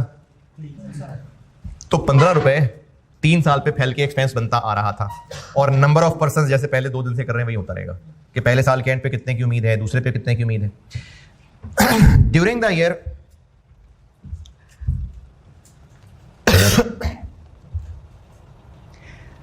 ड्यूरिंग द ईयर 1 40 लोग छोड़ के, दूसरा पैराग्राफ पढ़ रहा हूं।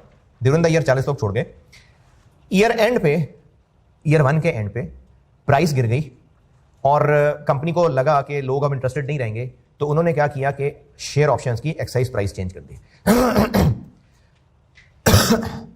और उस एक्सरसाइज प्राइस चेंज करने से लास्ट पैराग्राफ फेयर वैल्यू पे क्या फर्क पड़ा? 8 रुपए तो हो गई, लेकिन वो 15 से 8 सिर्फ इस मॉडिफिकेशन की वजह से नहीं हुई। अगर मॉडिफिकेशन ना भी होती तो वो 5 पे आ गई हुई थी। इस मॉडिफिकेशन की वजह से क्या हो रहा है? 3 रुपए। तो उस 15 वाले को अलग चलाएंगे और इस 3 वाले को रिमेनिंग पे बांटेंगे। मैंने बीच में तोड़ तोड़ के बताया, दूसरे पैराग्राफ में शेयर की एक्साइज प्राइस चेंज करने का जिक्र है। मॉडिफिकेशन कब?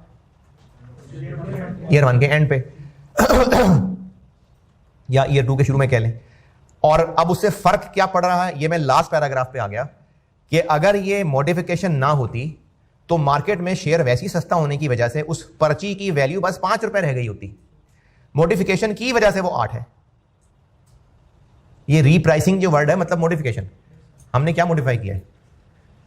प्राइस चेंज कर दी ना, इसको रीप्राइसिंग कहा हुआ है। तो जो ओरिजिनली 15 रुपए थे वो अलग से 3 साल पे एक्सपेंस बनते रहेंगे और ये जो अब मॉडिफिकेशन हो गई है इससे रिलेटेड कितना और एक्सपेंस? 3 रुपए, 5 और 8 का फर्क। तो इस 3 के लिए पीछे जिंदगी कितनी बची है? अब देख लें सोल्यूशन, क्वेश्चन 8 का सोल्यूशन देख लें।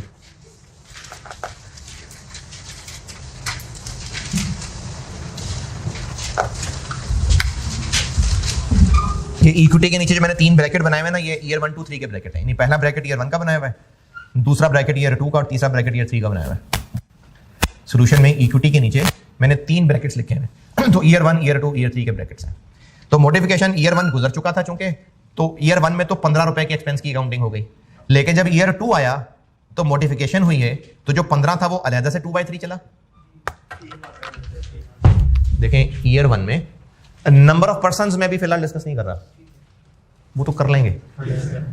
60 रुपए 15 रुपए मल्टीप्लाई ये ईयर 1 में किया होगा। जब ईयर 2 आया तो 15 रुपए के साथ तो वही सलूक होगा, लेकिन साथ एक अलहदा सलूक अब 3 रुपए के साथ होगा। ये 3 कैसे निकला? 15 और 8 का फर्क नहीं, 5 और 8 का फर्क। मॉडिफिकेशन ना होती तो उस वक्त पर्ची की क्या वैल्यू होती? मॉडिफिकेशन की वजह से कितनी है? वो 3 रुपए। इसके लिए कितनी जिंदगी बची है? 2, उनमें से 1 गुजर गया। तो उन्हीं number of employees into number of options जो पहले कर रहे थे वो साथ जो 3 रुपए एक्स्ट्रा है। अब ये टाइम पीरियड देखें, ये 1/2 और 2/3 ओके, ये 2/3 वो रेगुलर 3 साल, और ये 1/2 क्योंकि अब मॉडिफिकेशन के बाद रह ही 2 साल गए तो उनमें से 1 गुजर गया। और तीसरे साल फाइनली इस 15 रुपए पे भी 3/3 और इस 3 रुपए पे भी 2/2। ये सॉल्यूशन 8 की कैलकुलेशन चेक कर लें। किसी फिगर पे एतराज है तो बताएं। नींद आ रही है? अच्छा जी जी जी, ईयर 1 एंड हो गया ना। एक्चुअली ईयर 1 एंड हो गया।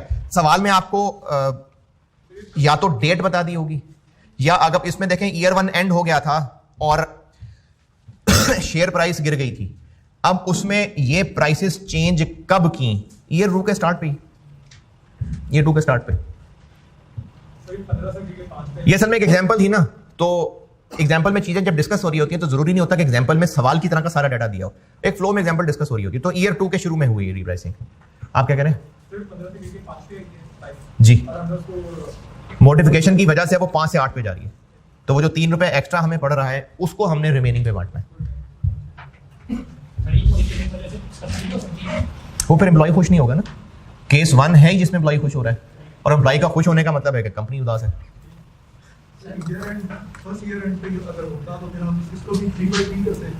देखें अगर फर्स्ट ईयर एंड पे भी इवन के होता, फिर भी साल तो गुजर ही गया ना। अब तो 2 ही रह गए, उन साल में तो उनकी सर्विस हो गई जो होनी थी। अगर आप इसको ईयर 1 का, मैं तो कह रहा हूं ईयर 2 का स्टार्ट है, ये बाकी लोग भी सुनिए, अगर ये ईयर 2 का स्टार्ट हो चाहे एंड ऑफ ईयर 1 हो, ईयर 1 की सर्विस तो दे ही चुके हैं ना वो। अब जब मॉडिफिकेशन से वो और खुश होंगे तो उनकी परफॉर्मेंस ईयर 2 और 3 में इसका असर आएगा ना। ईयर 1 तो गुजर चुका था। तो ये जो मैंने इस वक्त इस सवाल में मॉडिफिकेशन की है, चाहे इसकी डेट 31 दिसंबर ईयर 1 हो, चाहे 1 जनवरी ईयर 2 हो, ऐसे ही होगा, क्योंकि मॉडिफिकेशन के बाद उनकी परफॉर्मेंस बेहतर होनी है। खुश हो जाएंगे ना, परफॉर्मेंस उसके बाद बेहतर होनी है। अगर ये 31 दिसंबर 1 पे मॉडिफिकेशन हो रही होती तब भी हम ऐसे ही कर रहे होते। हाँ जी, क्वेश्चन 8। 18 किधर है?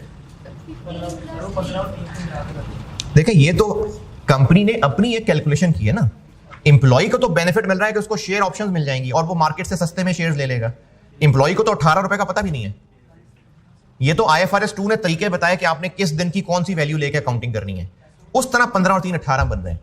एम्प्लॉय को 18 रुपए कैश थोड़ी मिल रहा है, तो इसलिए 18 रुपए का एम्प्लॉय को नहीं पता।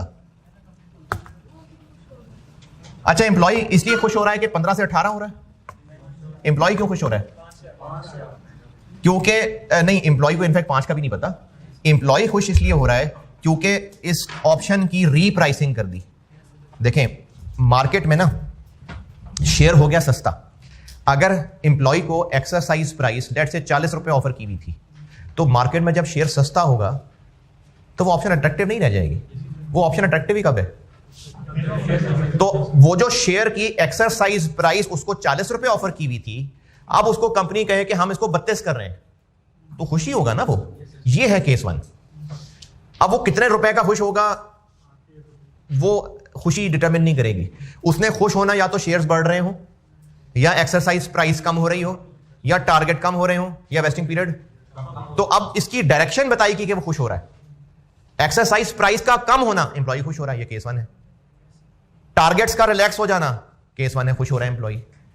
नंबर ऑफ शेयर्स का बढ़ जाना, एम्प्लॉय खुश हो रहा है। तो इसलिए एम्प्लॉय ने ये 15 और 5 रुपए और 8 रुपए देख के फैसला नहीं करें। एम्प्लॉय को तो पता नहीं 15 रुपए क्या चीज है। एम्प्लॉय ने खुश होना है एक्सरसाइज प्राइस कम हो गई इस बेस पे। ये कहां लिखा है एक्सरसाइज प्राइस कम हो गई?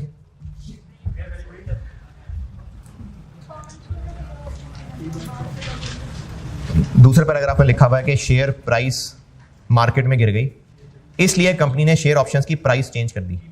तो कम ही की होगी, कम ही की होगी कि बढ़ा दी होगी?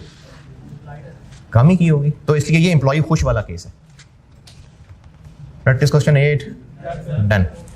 प्रैक्टिस क्वेश्चन 9 पढ़ लें। ये 8 तो मेरा ख्याल है आईएएस की एग्जांपल थी, 9 खुद ही बनाया हुआ है। 9 पढ़ लें। इसमें मैंने 3 सिनेरियोस क्रिएट कर दिए, शेयर्स बढ़ाने वाला भी, एक्साइज प्राइस कम करने वाला भी और पीरियड कम करने वाला भी। तो पीरियड कम करने वाली बात अब आएगी, वो मैं पहले गलत बोल गया था। क्वेश्चन 9 पढ़ लें, मैं करता हूं डिस्कस।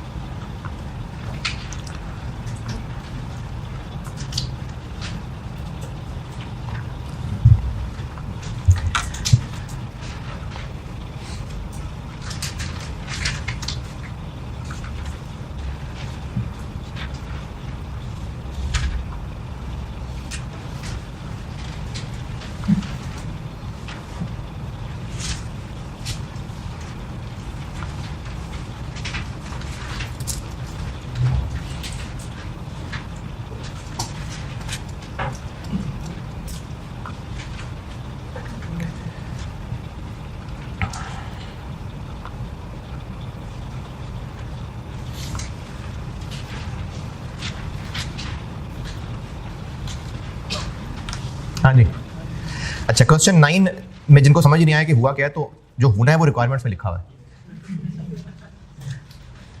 क्वेश्चन 9 में सिर्फ एक बेसिक डाटा है, बस जो हो रहा है वो रिक्वायरमेंट्स में हो रहा है। क्वेश्चन 9 का बेसिक डाटा ये है कि 1 जनवरी 19 को 200 लोगों में से हर एक को 100 शेयर ऑप्शंस दी और सर्विस पीरियड 4 साल रखा।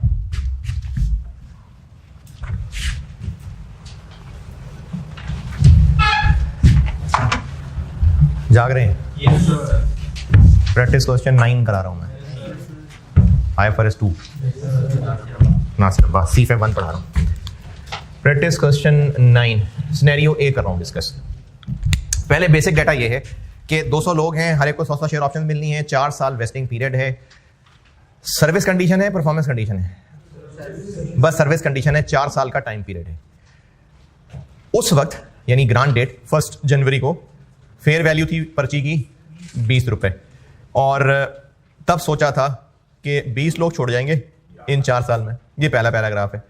2019 में एक्चुअली छोड़ गए 10 लोग और अभी भी लगता था कि टोटल 20 छोड़ेंगे, और 2020 में कोई नहीं छोड़ के गया, लेकिन अब लगता है कि टोटल 15 छोड़े होंगे। तो 19 और 20 2 ईयर्स का डाटा पूछा हुआ है।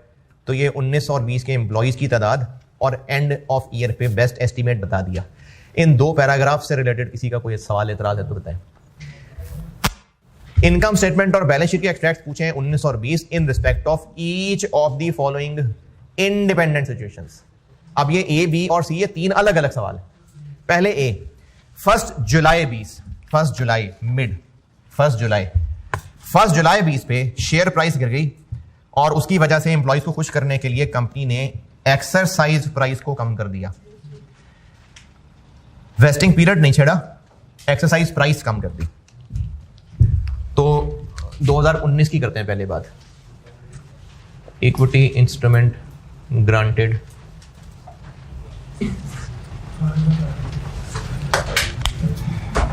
कॉम जाग भी रही है कि नहीं? अब जाग रहे हैं। ईयर 1 के एंड पे, मैं 2019 की बात करता हूं पहले। ईयर 1 के एंड पे बेस्ट एस्टीमेट क्या है? कितने लोग छोड़ेंगे? यानी अल्टीमेटली रह जाएंगे 180, हर एक की 100, ग्रांट डेट की फेयर वैल्यू 20 इंटू 1/4, क्या 10, क्या बना 90,000 और एम्प्लॉय कॉस्ट भी 90,000। तो ईयर 1 के SOCI SOFP में क्या आ जाएगा? SOCI में एम्प्लॉय कॉस्ट 90,000 और SOFP में क्या 90,000? Equity instrument granted 90,000। ये हो गया 2019।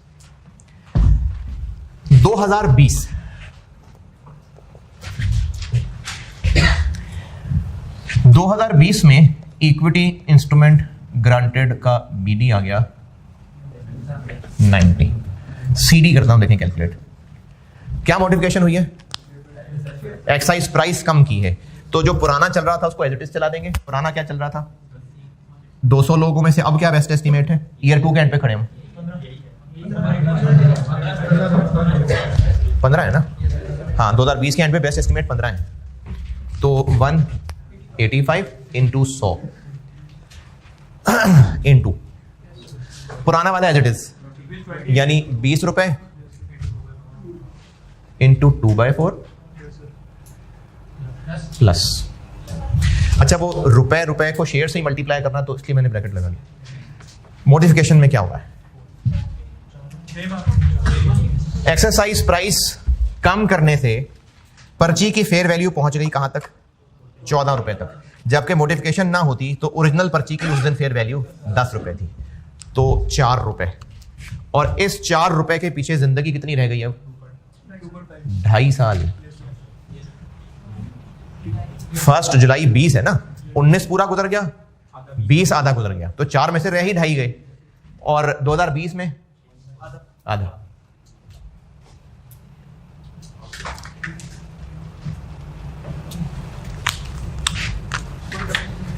वन 99,800। तो एक्सपेंस बन जाएगा ये 2.5 ना समझ आया हो किसी? आधा ना समझ आया? 2.5 समझ नहीं आया? 31 दिसंबर 19, 20, 21, 22, ये 4 साल थे ओरिजिनल। मॉडिफिकेशन कब हुई है? किस तारीख को?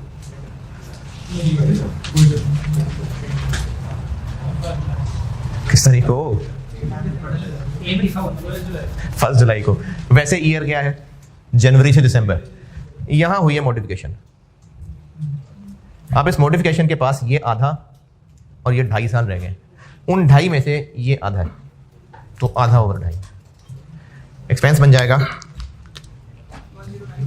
109,800।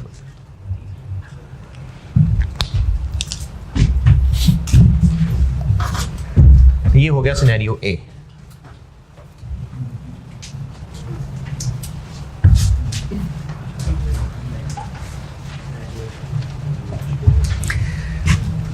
ये मैंने ब्रैकेट के बाहर ये नंबर ऑफ ऑप्शंस अलग क्यों रख लिए?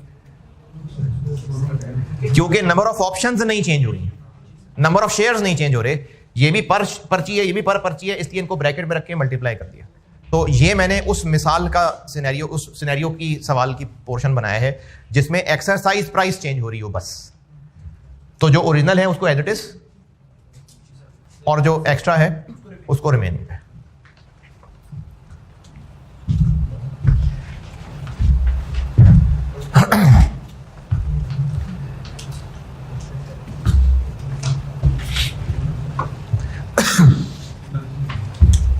Part A done. Part B. अच्छा, 2020 के एक्सट्रैक्ट्स SOCI में क्या आएगा? एम्प्लॉय कॉस्ट ये आएगी, और SOFP में इक्विटी इंस्ट्रूमेंट ग्रांटेड ये।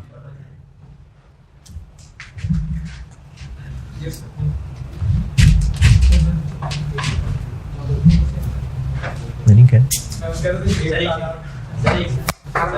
जी जी, नहीं मैं सारा मिटा के सारा दोबारा लिखूंगा।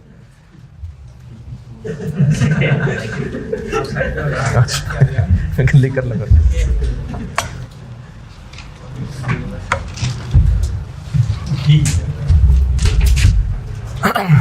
वैसे 19 तो खैर ऐसे ही रहेगा।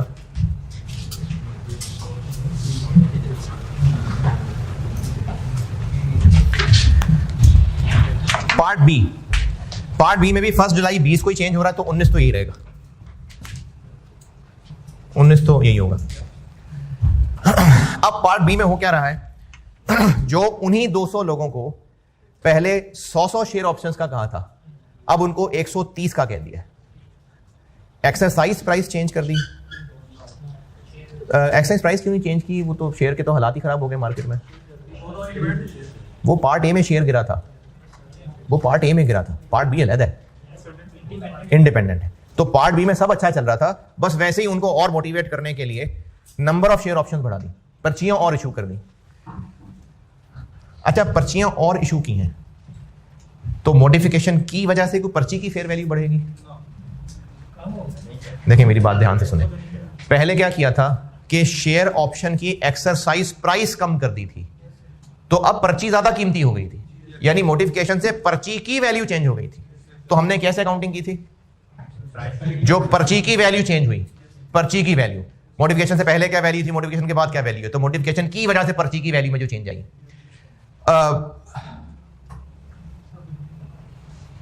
4 पे कैसे निकला था?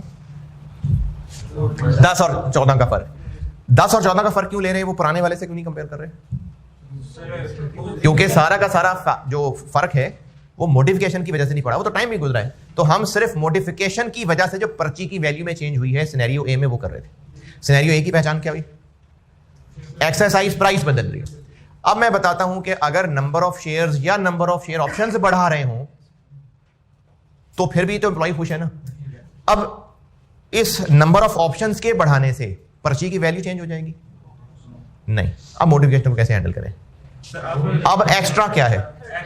जो एक्स्ट्रा 30 पर्चियां हैं वो उसको एक्सपेंस बनाएंगे। अच्छा, अब उनकी वैल्यू क्या लेंगे?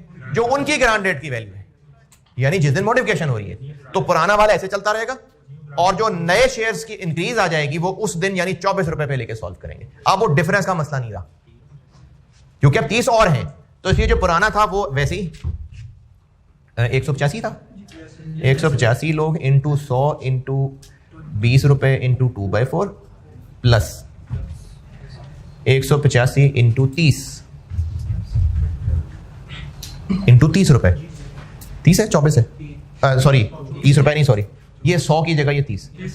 ये 100 ऑप्शंस जो पहले वाला एज इट इज चल रहा था, अब जो 30 ऑप्शंस इनको और दे रहे हैं, लेकिन अब इनके रुपए वो जिस दिन ये 30 की अनाउंसमेंट की यानी 24 रुपए इंटू, अब इसके पीछे रह गए 1/3 नहीं 0.5/2.5, वही डेट रखी है ना, डेट तो वही है 1 जुलाई।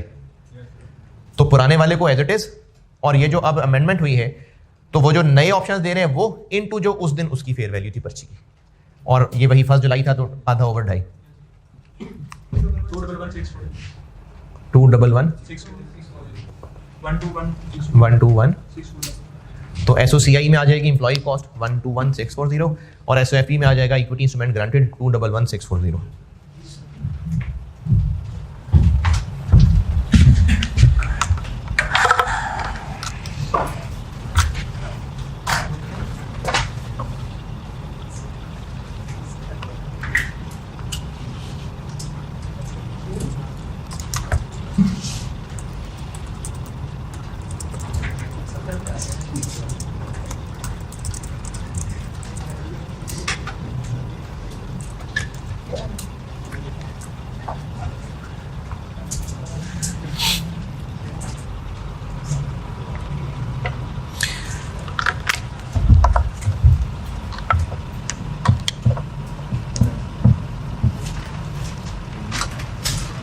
हाँ जी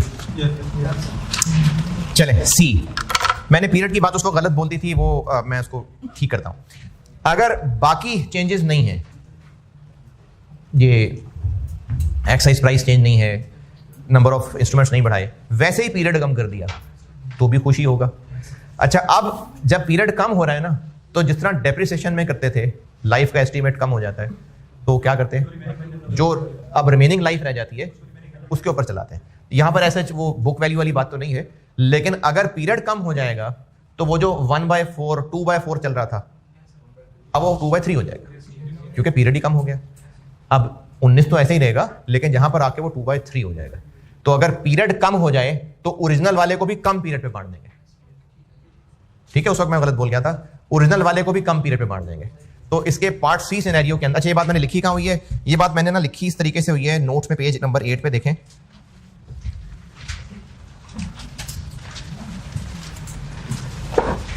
पेज 8 पे आखिरी पॉइंट, वो मैंने इसको इस तरह कवर किया हुआ है, बल्कि आईएससी की वर्डिंग थी, मैंने इसको थोड़ा सा अरेंज करके लिखा हुआ है कि अब अगर वैसे पीरियड चेंज हो जाता है, वेस्टिंग कंडीशंस चेंज हो जाती हैं, तो अब जो रिवाइज्ड वेस्टिंग कंडीशंस हैं उनके ऊपर कैलकुलेशन कर रहे हैं।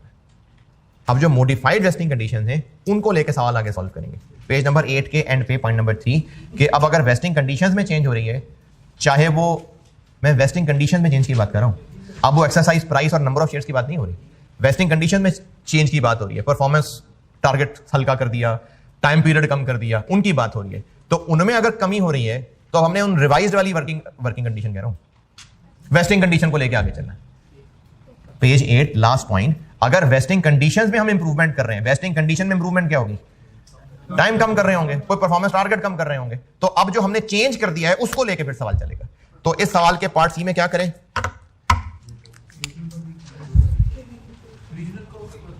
अब हम ओरिजिनल को,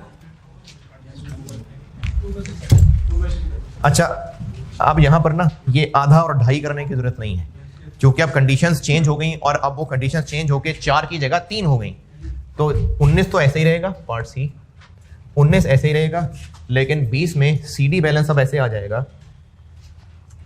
कि वो जो 20 इंटू 2/4 करना था, अब 20 इंटू 2/3, बस ये फर्क पड़ेगा। अगर वेस्टिंग देखिए मैंने आपको तीनों चीजें बता दी, या तो एक्सरसाइज प्राइस कम हो रही होगी, उससे पर्ची की कीमत बढ़ जाएगी, या नंबर ऑफ इंस्ट्रूमेंट्स बढ़ रहे होंगे, या फिर वेस्टिंग कंडीशंस माड़ी हल्की हो रही होंगी। तो जो एक्सरसाइज प्राइस कम करना है उसकी प्रैक्टिस के लिए पार्ट ए, फेयर वैल्यू का डिफरेंस हमने लेके अकाउंट फॉर करना है। नंबर ऑफ इंस्ट्रूमेंट्स बढ़ रहे हो तो जितने नए इंस्ट्रूमेंट्स इनटू उस दिन की फेयर वैल्यू, पार्ट बी। और अगर वेस्टिंग कंडीशंस बेहतर हो रही हो तो अब वेस्टिंग कंडीशंस नई वाली यूज करें, पार्ट सी। इसका आंसर क्या बना, 2 4 6 6। तो उसका कोई बात नहीं, अब हमने वेस्टिंग कंडीशंस को नई वाली कंडीशन से रिप्लेस कर देना। देखिए वहां पर ना एक वैल्यू लेनी थी, पार्ट ए और पार्ट बी में हमने एक नई वैल्यू को इंट्रोड्यूस कराना था, 4 रुपए या 24 रुपए, उसलिए उसका पॉइंट इंपॉर्टेंट था कि इस पॉइंट से उस नई वैल्यू को इंप्रूव कराना है, इसलिए 2.5 साल थे। अब हमने सिर्फ पीरियड बदला है, वही 20 रुपए ही, बस पीरियड बदला है, तो अब महीनों का मसला नहीं आएगा, क्योंकि हमने क्यूमुलेटिव बेसिस के ऊपर भी तो ईयर्स देने होते हैं ना, तो इसलिए अब महीने का मसला नहीं है। पार्ट ए और बी में एक नई वैल्यू ऐड होनी थी, उसके लिए डेट इंपॉर्टेंट थी। अब हमने बस सिर्फ अपडेटेड पीरियड ही ले लेना है। इसका बैलेंस करें 15667। ये हो गया मॉडिफिकेशन का केस 1। लेक्चर 23 में मैंने कहा इसको पूरा कर लेता हूं, अब 24 में केस 2 कराता हूं, ठीक है। लेक्चर 23 बस।